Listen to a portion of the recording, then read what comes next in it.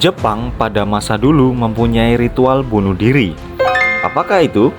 Ritual itu dinamakan seppuku atau harakiri. Pertanyaannya, apakah bedanya? Seppuku atau harakiri adalah sebuah bentuk ritual bunuh diri yang berasal dari Jepang, khususnya di kalangan samurai pada zaman feodal. Kata seppuku secara harfiah berarti memotong perut, sedangkan harakiri adalah istilah yang lebih vulgar dengan arti yang sama.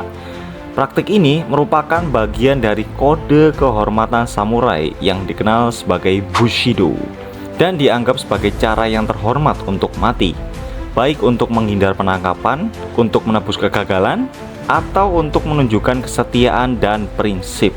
Tradisi ini berakar pada budaya Jepang yang sangat menghargai kehormatan, martabat, dan kesetiaan. Seppuku pertama kali dicatat pada abad ke-12 dan terus dipraktikkan hingga abad ke-19. Meskipun ada beberapa kasus di abad ke-20, ritual ini biasanya dilakukan dengan sangat teratur dan melibatkan saksi-saksi, serta seringkali seorang pendamping yang disebut kaisakunin yang bertugas untuk memenggal kepala pelaku setelah perutnya dipotong untuk mempercepat kematian dan mengurangi penderitaan.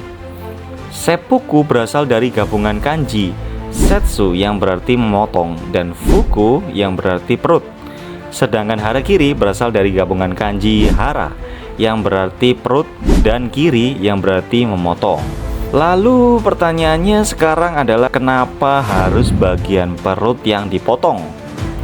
Alasannya tidak lain karena banyak dari orang Asia kuno yang percaya bahwa jiwa dan pikiran dari seseorang beristirahat dalam perut dan bukan pada otak.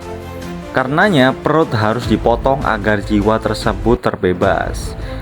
Orang yang melakukan seppuku atau harakiri biasanya akan mengenakan kimono berwarna putih, kemudian diberi waktu untuk menulis puisi kematiannya. Terakhir mereka akan ditawarkan makanan kesukaannya di piring terakhirnya. Mereka akan diberi sebuah belati yang bernama chokuto atau pedang pendek tanto. Kemudian mereka akan membungkus setengah belati tersebut dengan kain. Baru kemudian mereka melakukan prosesi seppuku.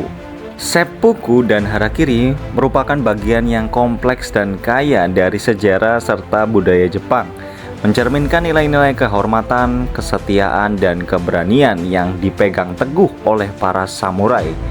Meskipun praktik ini telah lama dihentikan, kisah-kisah mereka yang melakukannya terus dikenang dan dihormati sebagai simbol dari pengorbanan pribadi dan dedikasi terhadap prinsip. Tradisi ini memberikan wawasan mendalam tentang cara pandang masyarakat Jepang terhadap kehidupan, kematian, dan kehormatan. Jika kalian suka video ini, klik tombol subscribe dan like videonya ya. Sampai jumpa di video berikutnya.